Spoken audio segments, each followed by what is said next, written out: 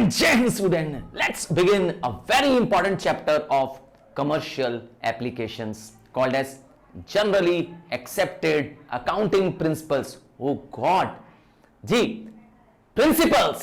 जब हम आपकी बात करते हैं प्रिंसिपल की तो आपको अपने स्कूल की प्रिंसिपल तो नहीं याद आती है।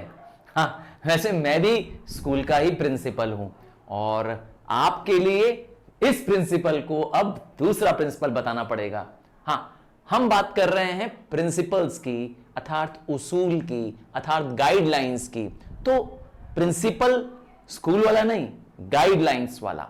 तो लाइफ में जैसे आपके बहुत सारे प्रिंसिपल होंगे, बड़ों की इज्जत करना, सच बोलना, लड़ाई झगड़ा ना करना, हो सकता है प्रिंसिपल्स, ये तो प्रिंसिपल है, आपने सही समझा। पर हम बात कर रहे हैं अकाउंटिंग के प्रिंसिपल्स की। मतलब हर फर्म जो बिजनेस कर रही है वो ये जानना चाहती है कि हमारे रिकॉर्ड्स क्या हैं, हमारे प्रॉफिट्स क्या हैं, किससे लेना है, किससे देना है। तो इन सब के लिए रिकॉर्ड मेंटेन करने के लिए कोई प्रिंसिपल है क्या, कोई रूल्स हैं क्या? अकाउंटेंट्स ने कोई रूल बनाए हैं, कोई गाइडलाइंस बनाई है, उसी का नाम है जनरली एक्सेप्टेड अकाउंटिंग प्रिंसिपल्स। तो सबसे पहले बात करेंगे अकाउंटिंग की। हां, हिसाब किताब बनाना, तो कीपिंग ऑफ अकाउंट, बस इतना ही छोटा है। पर किसका हिसाब मेंटेन करना है? अमाउंट ऑफ मनी स्पेंट और रिसीव, पैसा आया, पैसा गया, हिसाब कहां है, दे दो। तो अकाउंट क्या करता है? एक अकाउंट मेंटेन करता है। अकाउंटिंग क्या होती है? तो ये एक प्रोसेस है जिसमें रिकॉर्ड बनते हैं। हां, रिकॉर्डिंग होती है, इसमें क्लासेस में डिवाइड होता है रिकॉर्ड। क्लास मतलब होता है ग्रुप्स में डिवाइड होता है, और फिर उसकी समरी अर्थात उसका टोटलिंग होता है, और फिर उससे रिजल्ट इंटरप्रेट किया जाता है। हर ऑर्गेनाइजेशन, हर बिजनेस जानना चाहती है साल के अंत में मेरे पास क्या बचा, मैंने प्रॉफिट कमाया कि मैंने लॉस दिया, जानना चाहती है। तो इसके लिए बनाना पड़ेगा अकाउंटिंग। तो अकाउंटिंग क्या है? आर्ट है कि साइंस है? तो अकाउंटिंग आर्ट भी है, साइंस भी है, दोनों ही। क्यों साइंस क्यों है? साइंस इसलिए है क्योंकि इसके खुद के अपने वेल डिफाइंड प्रिंसिपल हैं। साइंस उसे कहते हैं जहां कॉज एंड इफेक्ट रिलेशनशिप होता है, जहां एक्सपेरिमेंटेशन होता है। तो अकाउंटिंग में कॉज एंड इफेक्ट रिलेशनशिप और एक्सपेरिमेंटेशन दोनों ही होता है। ढेर सारी नई चीजें ऐड ऑन हो रही हैं। तो ये आर्ट क्यों है? हां, आर्ट क्या आपको मालूम है? डांसिंग, पेंटिंग क्या है? फॉर्म ऑफ आर्ट है।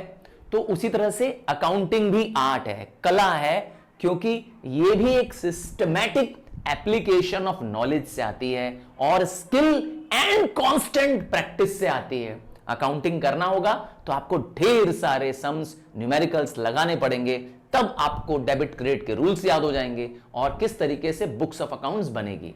सच कह रहा हूं, जो अकाउंटेंट्स होते हैं उन्हें बहुत प्रैक्टिस करनी पड़ती है। अगर आप भी अकाउंटिंग लेना चाहते हैं, सीए बनना चाहते हैं, बैंक्स में जाना चाहते हैं, तो आपको खूब प्रैक्टिस करनी पड़ेगी अकाउंट्स की। मजा आ जाएगा, आपको इस सब्जेक्ट से प्यार हो जाएगा। सही कह रहा हूं। तो अकाउंटिंग क्या है? आर्ट भी है, साइंस भी है। तो अब एक डेफिनेशन देखते हैं। ये एक बहुत ही इंपॉर्टेंट डेफिनेशन है, आपको ये याद होनी चाहिए। जब आपसे कहे डिफाइन अकाउंटिंग, तो आप यही डेफिनेशन लिखेंगे। ये डेफिनेशन है American Institute of Certified Public Accountants दी द्वारा दी गई। क्या है इस डेफिनेशन में? क्यों कह रहा हूं इतनी इंपॉर्टेंट है? क्योंकि पूरे अकाउंटिंग का एक तरह से हिसाब बता देगी यहीं पर। तो अकाउंटिंग एक आर्ट है, रिकॉर्डिंग करने का, समरी करने का, क्लासिफाइंग करने का, समराइजिंग करने का in a significant manner and in terms of money, transaction and events which are in part or at least of financial character and giving result, interpreting the results।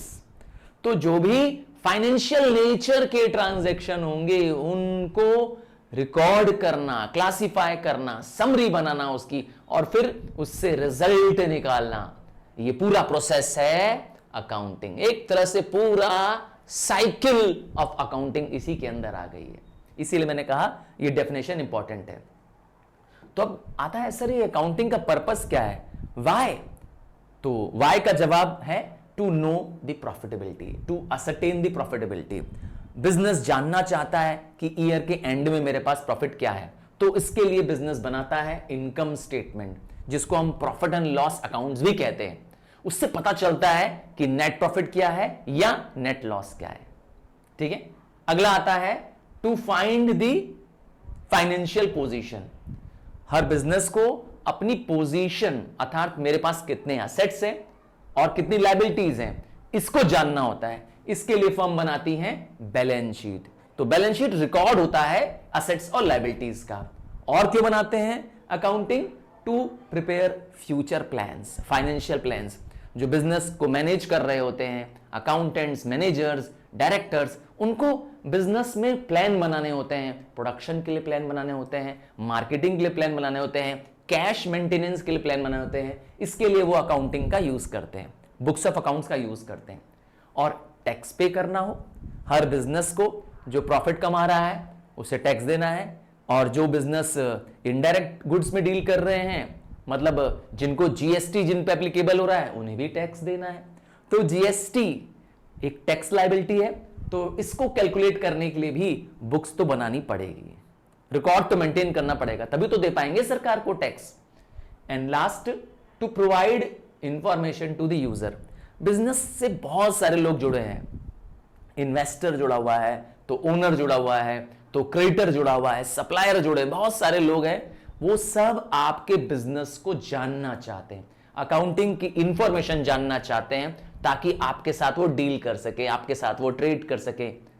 तो उनको भी information provide करनी पड़ती है। वैसे बता दूं, प्राइवेट लोग अपनी इंफॉर्मेशन किसी को शेयर नहीं करते हैं। तो कौन शेयर करता है? पब्लिक। इसका मतलब है सारी सरकारी कंपनियां और सारी वो कंपनियां जिसे हम पब्लिक लिमिटेड कंपनी कहते हैं, चाहे वो रिलायंस हो चाहे टाटा हो।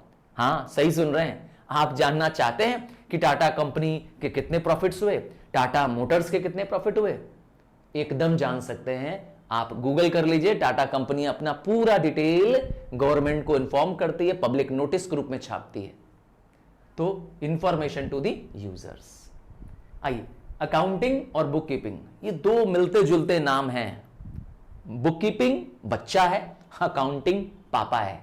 सही सुन रहे हैं, बुक कीपिंग बच्चा है।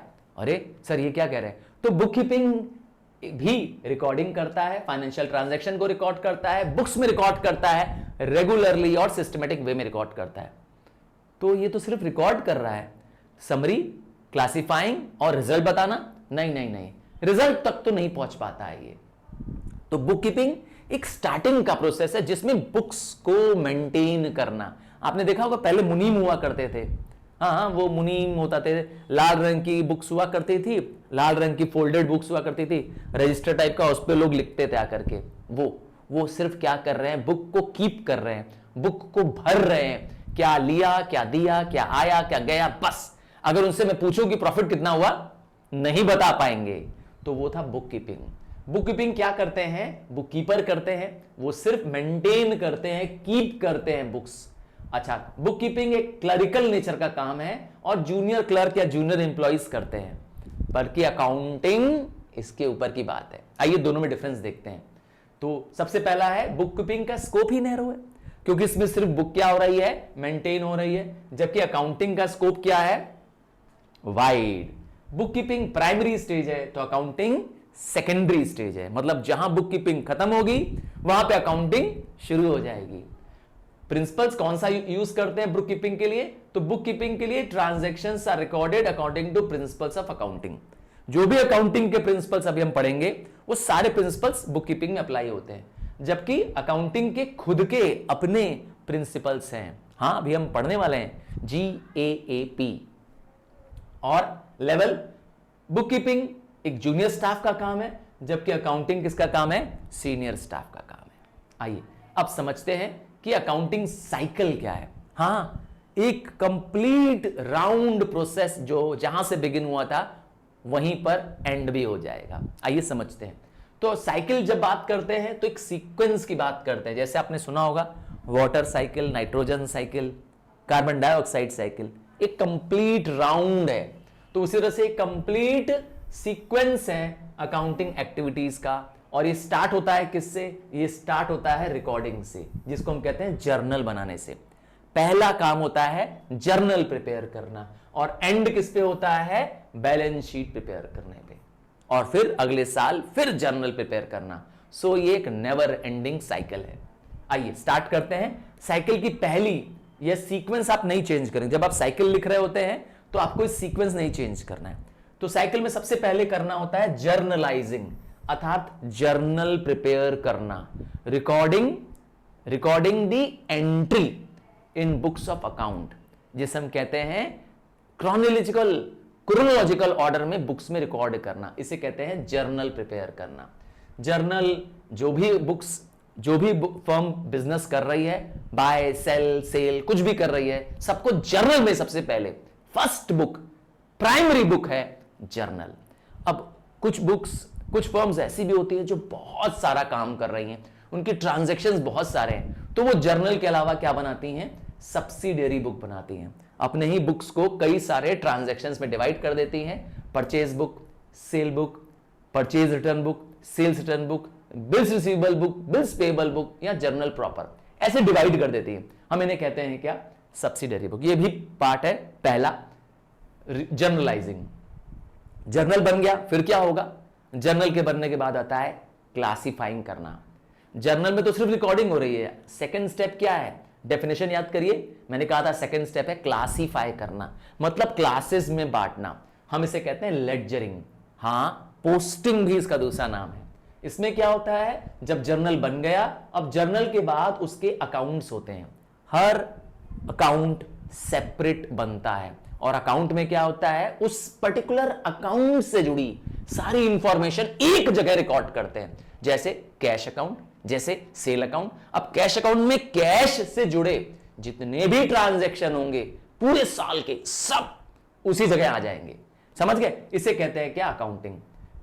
तो लेडजर कैसा अकाउंट बना रहा है? Ledger collection of accounts.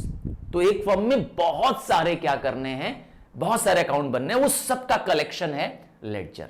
और हम इस प्रोसेस को कहते हैं पोस्टिंग, और इस लेडजर का दूसरा नाम है प्रिंसिपल बुक। अब लेडजर बन गया, सारे अकाउंट के बैलेंसेस पता चल गए, अब उसको एक दूसरी बुक में ट्रांसफर करते हैं, हम इसे कहते हैं समराइजिंग। हां, याद होगा, रिकॉर्डिंग, क्लासिफाइंग, समराइजिंग। डेफिनेशन याद करिए, तीसरा वर्ड था समराइजिंग। तो समराइजिंग के लिए क्या करना पड़ता है? ट्रायल बैलेंस बनाना पड़ता है, जो कि एक स्टेटमेंट होता है डेबिट एंड क्रेडिट बैलेंसेस का। अब ट्रायल बैलेंस बन गया तो क्या बनाएंगे? ये ईयर का एंड आ चुका है, और साल के अंत में बनाना होता है हमें इनकम स्टेटमेंट, जिसे हम प्रॉफिट एंड लॉस स्टेटमेंट भी कह सकते हैं। ये बताता है कि फर्म प्रॉफिट में है कि लॉस में है। और उसके बाद हम जानना चाहते हैं कि हमारी फाइनेंशियल पोजीशन क्या है, हमारे पास कितने असेट्स हैं और कितनी लायबिलिटीज हैं। तो ये प्रोसेस जब हम रिजल्ट्स इंटरप्रेट कर ले रहे हैं, याद करिए इंटरप्रेटिंग, है ना, इंटरप्रेटिंग द रिजल्ट्स। तो रिजल्ट्स बता दिया प्रॉफिट लॉस से और ये बैलेंस शीट से। अब इस बैलेंस शीट के बाद क्या काम खत्म? नहीं, ये तो इस साल का एंड है, जब आप असेट लायबिलिटीज बना दी हैं। अब शुरू होगा, जैसे ही नेक्स्ट फाइनेंशियल आएगा, नेक्स्ट फाइनेंशियल ईयर आते ही 1 अप्रैल से ये फिर ओपनिंग बैलेंसेस बनना फिर से शुरू, फिर से नई बुक शुरू, फिर से नया जर्नल शुरू।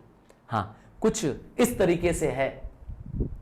आपने देखा, स्टार्टिंग है आपकी रिकॉर्डिंग को, जर्नल बनाना, जर्नल के बाद लेडजर, लेडजर के बाद ट्रायल बैलेंस, ट्रायल बैलेंस के बाद प्रॉफिट एंड लॉस बनाना, फिर बैलेंस शीट, और फिर बैलेंस शीट के बाद नया जर्नल। सो एक कंप्लीट साइकिल दिख रहे हैं, हम इसे कहते हैं अकाउंटिंग साइकिल। आइए स्टार्ट करते हैं। GAAP, cap, generally accepted accounting principles. ये वो प्रिंसिपल्स हैं जो सारे अकाउंटेंट्स पूरे वर्ल्ड ओवर क्या करते हैं? इसे एक्सेप्ट करते हैं, मानते हैं, अप्लाई करते हैं। अच्छा, कभी सोचा है कि अकाउंटिंग की शुरुआत कब से होती है? अकाउंट्स की बुक्स मेंटेन किस दिन से शुरू होती है? क्या कह रहे हैं? हां, मैं बता देता हूं, 1 अप्रैल से बुक्स ऑफ अकाउंट्स प्रिपेयर होती है, और 31 मार्च ऑफ द नेक्स्ट ईयर पे अकाउंट्स की बुक आकर के बंद। तो ये कौन डिसाइड कर रहा है? यही अकाउंटिंग प्रिंसिपल्स बता रही है कि कब अकाउंट्स बनेंगे, कब अकाउंटिंग की बुक्स क्लोज होगी। मेरी मर्जी, हम कभी और क्लोज करते हैं, हम जुलाई में क्लोज करना चाहते हैं, तुम दिसंबर में क्लोज करना चाहते हो बुक, तुम्हारी मर्जी नहीं चलेगी। क्योंकि हम जनरली एक्सेप्टेड, वो प्रिंसिपल, वो रूल, वो गाइडलाइंस जो सारे अकाउंटेंट्स ऑल वर्ल्ड ओवर करना चाहते हैं, कर रहे हैं मिलकर के, वो है अकाउंटिंग प्रिंसिपल्स। आप जानते हैं who is the father of accounting? आपसे पूछ रहा हूं, who is the father of accounting? Fra Luca Pacioli. 1498 में इन्होंने पहली बार books of accounts, books of accounts में डबल एंट्री का इस्तेमाल किया था, डेबिट एंड क्रेडिट टर्म को, डेबिट और क्रेडिट इस दो शब्द का इस्तेमाल किया था। इन्होंने ही बताए थे रूल्स ऑफ अकाउंटिंग, इसीलिए इनको कहते हैं फादर ऑफ अकाउंटिंग। तो अकाउंटिंग के खुद के प्रिंसिपल्स हैं, इसके अपने कंसेप्ट्स हैं, कन्वेंशंस हैं, स्टैंडर्ड्स हैं जो वाइडली एक्सेप्टेड है। पूरी दुनिया के अकाउंटेंट्स इसको एक्सेप्ट करते हैं, इसी बेसिस पे रिकॉर्डिंग बनती है, रिपोर्टिंग होती है। समझ गए? हम इसे कहते हैं क्या? प्रिंसिपल्स। तो अकाउंटिंग क्या है खुद? तो अकाउंटिंग अपने आप में ही एक भाषा है, एक लैंग्वेज है। किसकी भाषा है? बिजनेस की भाषा है। अकाउंटिंग में जो अथॉरिटीज हैं वो सारे रूल्स रेगुलेशंस पेन डाउन कर दिए गए, लिख दिए गए हैं। ये मैन मटेरियल है, हमने मैन मेड है, मतलब मैंने, इंसानों ने मिलकर के क्या किया है, ये अकाउंटिंग के प्रिंसिपल्स बनाए हैं। ठीक है? क्योंकि ये प्रिंसिपल्स पूरे वर्ल्ड ओवर अप्लाई होते हैं और पूरे वर्ल्ड के अकाउंटेंट्स एक दूसरे के बुक्स को, अकाउंट्स को चेक कर सकते हैं, कंपेयर कर सकते हैं, इसीलिए ये जनरली एक्सेप्टेड है। सबसे पहला आ रहा है बेसिक एंटिटी कंसेप्ट। जैसा नाम है बिजनेस, मैंने बेसिक बोला नहीं, बिजनेस एंटिटी कंसेप्ट। ये कहता है कि बिजनेस और बाकी लोग, मतलब ओनर, क्रेडिटर, सब अलग अलग है। फर्म की अपनी एक अलग पहचान है।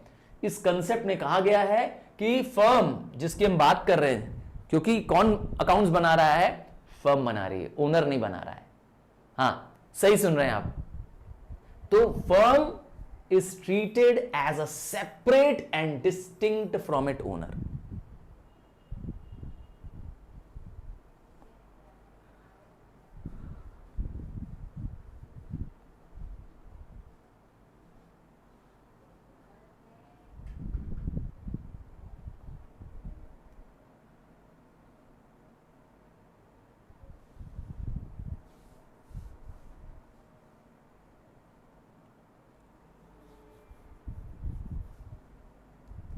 Business entity concept.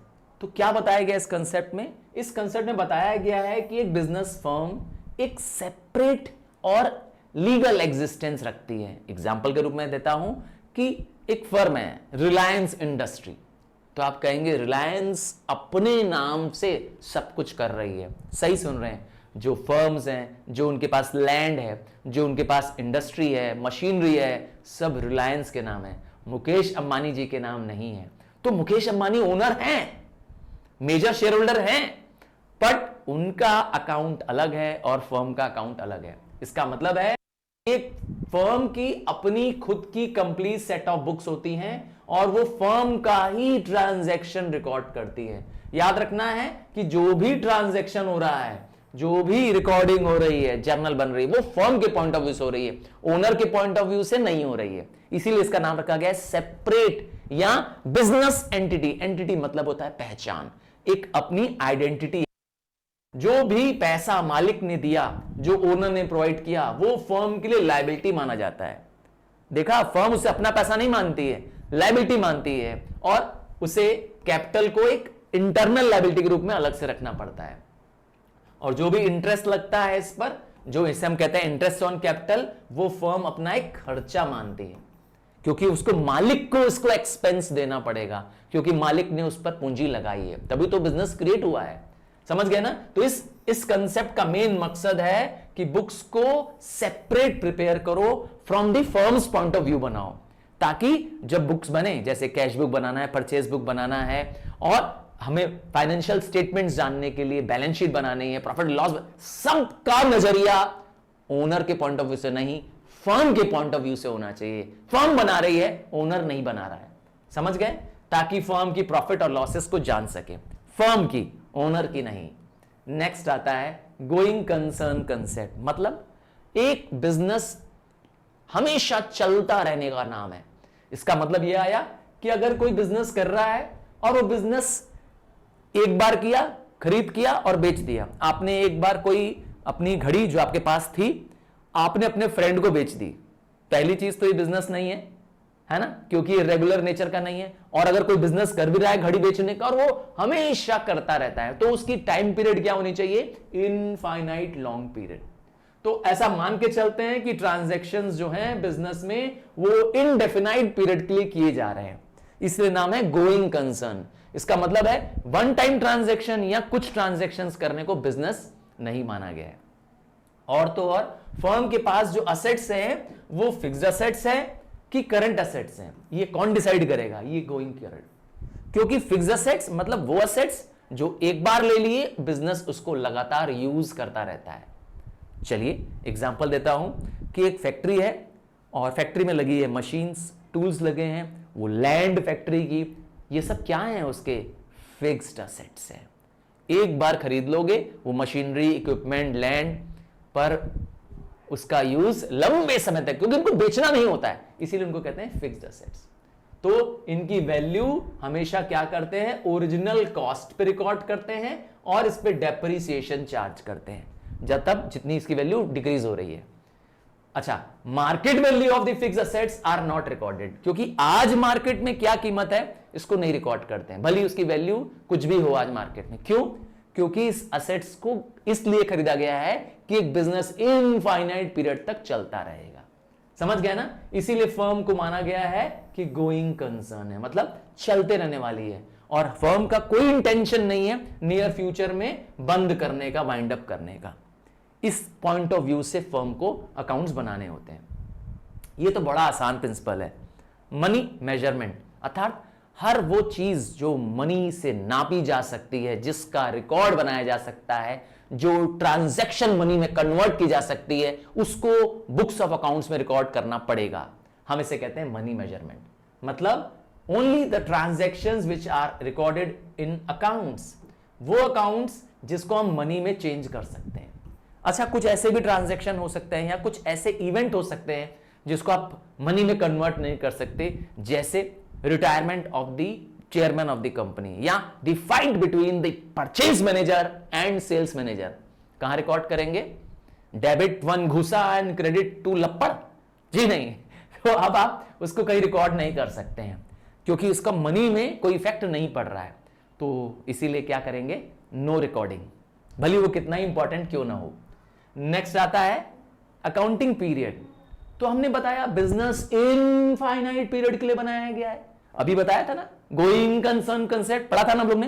पर जब ये गोइंग कंसर्न की बात कर रहे हैं तो ये भी तो ध्यान देना है कि जब बिजनेस इतने लंबे समय तक चलेगा जिसका कोई पीरियड फिक्स नहीं है, तो हम पता कैसे चलेंगे कि हम प्रॉफिट में कि लॉस में हैं?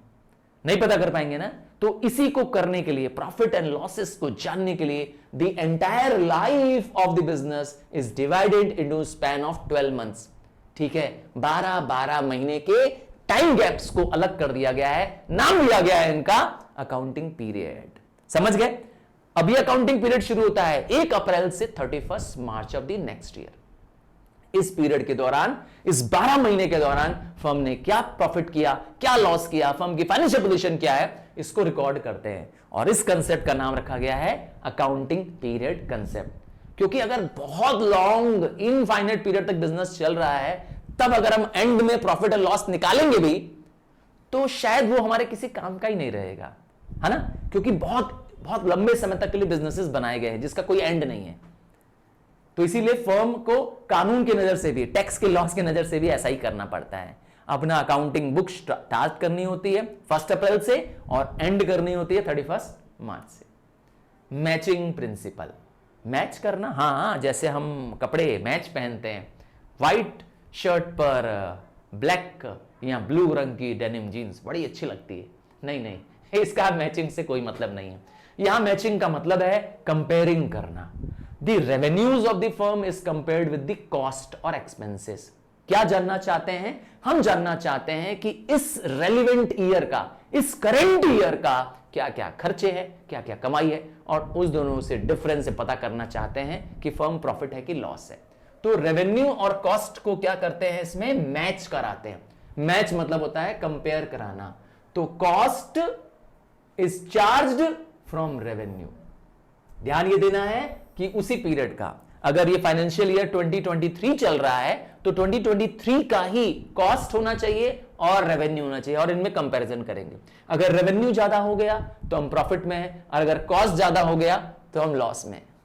सिंपल है। तो ये हेल्प करता है। रेवेन्यू मतलब होता है वो पैसा जो गुड्स एंड सर्विसेज बेचने से मिला, और कॉस्ट उस गुड्स एंड सर्विसेज को खरीदने में कितना पैसा लगा। समझ गए? इसको जानने में मदद करता है। मतलब फर्म को अपने उस पर्टिकुलर ईयर का प्रॉफिट एंड लॉस जानना हो तो मैच करना पड़ेगा। प्रॉफिट एंड लॉसेस को जानने का एक टेक्निक है मैचिंग कराना। नेक्स्ट है ड्यूअल एस्पेक्ट, अर्थात डबल रिकॉर्डिंग, अर्थात डबल एंट्री। और every debit has a corresponding credit. याद है डेबिट एंड क्रेडिट शब्द का इन्वेंशन किसने किया? Father of accounting, Fra Luca Pacioli. तो जब हम बुक्स में रिकॉर्ड कर रहे होते हैं तो कोई रिसीवर बन जाता है तो कोई गिवर बन जाता है। मतलब कोई एक ही ट्रांजैक्शन डेबिट होगा तो कोई उसका पार्ट क्रेडिट होगा। चलो एक एग्जांपल समझाते हैं। अब आपने क्या किया? परचेज किया एक कार। कितने की कार है? 3 लाख रुपीस की। तो कैश गया पर कार आई, तो एक असेट आ रहा है। असेट क्या है आपके लिए? कार। और एक कैश नाम का असेट जा भी रहा है। तो हो गया ना, एक डेबिट और एक क्रेडिट। आप देखेंगे कि जब भी डेबिट क्रेडिट इस्तेमाल करेंगे तो आपकी बैलेंस शीट पे इफेक्ट क्या आएगा? इक्वल आएगा। लायबिलिटी और असेट्स बैलेंस्ड हो जाएंगे हमेशा। ठीक है? एक ट्रू बैलेंस शीट डिपेंड करती है इस डबल ड्यूअल एस्पेक्ट पे। ठीक है? आता है कंप्लीट डिस्क्लोजर, मतलब सब कुछ शो करो, कुछ चीजें हाइड मत करो, कोई रिकॉर्ड्स छुपाओ मत, कोई ट्रांजैक्शन छुपाना नहीं है। इसीलिए नाम रखा गया डिस्क्लोज, मतलब ओपन। तो इसमें अकाउंटेंट्स को हर एक ट्रांजैक्शन को यूजर को बतानी होगी। जब बुक्स ऑफ अकाउंट्स बन रही हैं तो पूरा फुल डिस्क्लोज्ड, कोई मटेरियल फैक्ट आपको छुपाना नहीं है। अगर आपको इंफॉर्मेशन बुक्स ऑफ अकाउंट्स में फिट करने की जगह नहीं है तो आप फुटनोट के रूप में उसका एक्सप्लेनेशन लिख दीजिए, ताकि कोई भी क्या हो, पूरी जानकारी पढ़ करके क्लियर हो जाए क्या है इसके अंदर। समझ गए? All information should be clearly shown. That is what is called as full disclosure.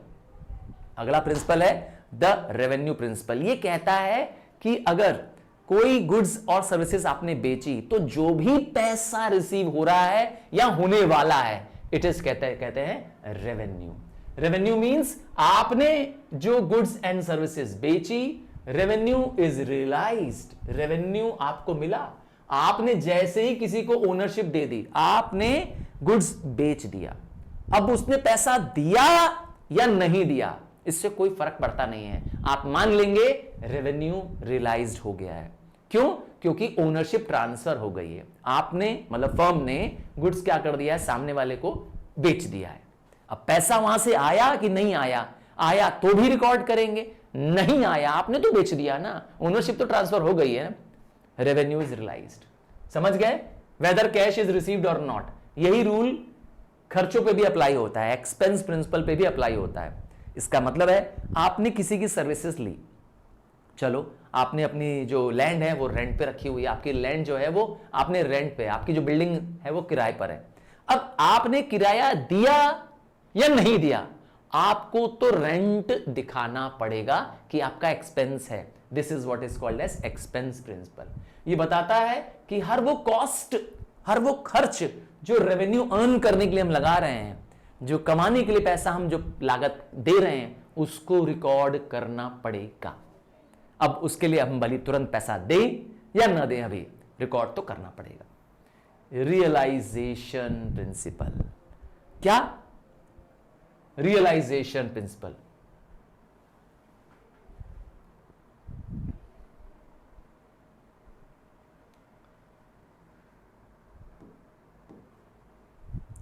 तो रेवेन्यू प्रिंसिपल और एक्सपेंस प्रिंसिपल को अगर जोड़ दें, दोनों मिला दें, तो बन जाता है रियलाइजेशन। मतलब रेवेन्यू एंड एक्सपेंस का प्रिंसिपल है, दोनों का। जो ये कहता है कि रेवेन्यू कब माना जाएगा, मतलब कब माना जाएगा कि पैसा मिल गया, तो मान लिया जाएगा whether the good is whether the good is sold, whether the transaction is done और नॉट। मतलब जैसे ही आप ये पता ये करना है कि क्या हमने ओनरशिप ट्रांसफर कर दी है। अगर ओनरशिप ट्रांसफर कर दी है तो मान लिया जाएगा कि रेवेन्यू इज रिकॉग्नाइज्ड, भले कैश मिले ना मिले। उसी तरह से एक्सपेंस का भी रूल बताया। आपने सर्विसेज ले ली है, आपने कॉस्ट इनकर कर दिया है, आपको इसको रिकॉर्ड करना पड़ेगा। दोनों को जोड़ देंगे तो आपका बन जाएगा रियलाइजेशन प्रिंसिपल। चलिए बात करते हैं अकाउंटिंग कन्वेंशंस की, या हम इसे बात करते हैं मॉडिफाइंग प्रिंसिपल की। ये वो प्रिंसिपल है जो अभी तक अकाउंटिंग प्रिंसिपल्स आपने पढ़े उससे थोड़े अलग है, उसके सिमिलर नहीं है, ये एक्सेप्शंस हैं, वो रूल तोड़ते हैं। आइए, सबसे पहला रूल तोड़ रहा है प्रिंसिपल ऑफ मटेरियलिटी। सही सुन रहे हैं, ये कहता है कि सब कुछ डिस्क्लोज मत करो। अरे अभी तो हमने पढ़ा था प्रिंसिपल ऑफ फुल डिस्क्लोजर कि हर कुछ शो करो, कुछ हाइड मत करो। पर ये कहता है ना, ये कहता है ना, कहता है ये फुल डिस्क्लोजर का एक्सेप्शन है। एक्सेप्शन मतलब अपोजिट है इसका। ये कहता है वो आइटम्स जो इनसिग्निफिकेंट इफेक्ट करने वाले हैं, वो आइटम्स जो इररिलेवेंट है यूजर के लिए, उसको मत शो करो, वरना बुक्स बहुत बल्कि हो जाएंगी। अब एक एग्जांपल के रूप में टेल्को नाम की कंपनी है, टाटा की कंपनी है टेल्को, है ना, वो बहुत बड़े बड़े लोकोमोटिव्स बना रही हैं, ठीक है, बड़ी बड़ी बसेस ट्रक्स बना रही हैं। अब उनके पास जो छोटे मोटे टूल्स हैं, 100 200 500 रुपए वाले औजार, पेचकच, नट बोल्ट, ये जो टूल्स हैं, इनकी कोई इन कंपनी के लिए कोई बहुत बड़ी वैल्यू नहीं है, क्योंकि ये कंपनी मल्टी मिलियन डॉलर्स में डील कर रही है। आप समझ गए? तो इनके लिए ये जो स्मॉल टूल्स हैं वो इनसिग्निफिकेंट वैल्यू के। पर एक छोटी सी रिपेयर शॉप है, एक छोटा सा कारखाना है, एक मिस्त्री है जिसमें काम कर रहा है, अपना अकेले काम कर रहा है, उसके लिए वो टूल्स, वो औजार, वो नट बोल्ट स्पैनर, उसके लिए बहुत बड़े एसेट है। समझ गए ना क्या कहना चाहते हैं? तो ये प्रिंसिपल कहता है कि अकाउंटेंट्स को बहुत सावधानी बरतनी पड़ेगी, उसको डिसाइड करना पड़ेगा कि क्या ये ट्रांजैक्शन, क्या ये जो हम अकाउंट दिखा रहे हैं, क्या ये बहुत माइन्यूट नेचर का तो नहीं है, क्या इसको इग्नोर कर सकते हैं क्या? अगर उसकी कोई मटेरियल वैल्यू ना हो तो उसको इग्नोर कर देना चाहिए। समझ गए? एक फर्म के लिए जो चीज मटेरियल है वो हो सकता है दूसरे फर्म के लिए ना हो। समझ गए ना? अब आता है प्रिंसिपल ऑफ कंसिस्टेंसी, मतलब कोई चीज लगातार चलना। कहते हैं Rahul Dravid is a consistent batsman. यहां विराट कोहली है ना, लगातार रन पे रन बनाया जा रहा है, तो आप कह सकते हैं वो कंसिस्टेंट है। तो जो मेथड्स, जो टेक्निक्स हम साल दर साल बार बार यूज कर रहे हैं, उसे कहते हैं कंसिस्टेंट। तो अकाउंटिंग के मेथड्स को, प्रोसीजर्स को आपको चेंज नहीं करना है। जो मेथड आप लगा रहे हैं, जैसे एग्जांपल देता हूं कि फर्म्स को हर साल डेप्रिसिएशन निकालना होता है। अब डेप्रिसिएशन के कई सारे मेथड्स हैं, जैसे स्ट्रेट लाइन मेथड है, रिटर्न डाउन वैल्यू मेथड है। तो एक बार फर्म ने स्ट्रेट लाइन मेथड लगा दिया तो अगले साल भी स्ट्रेट लाइन मेथड, उसके अगले साल भी स्ट्रेट लाइन मेथड। तो मेथड्स को चेंज नहीं करना है। क्या कभी नहीं चेंज करना है? क्या कभी नहीं बदलना है? नहीं नहीं।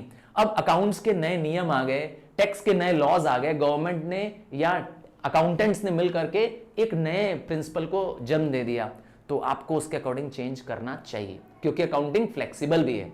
बट वैसे आपको अपने आप से बदलना नहीं चाहिए, बार बार अपने अकाउंटिंग के मेथड्स को चेंज नहीं करना है।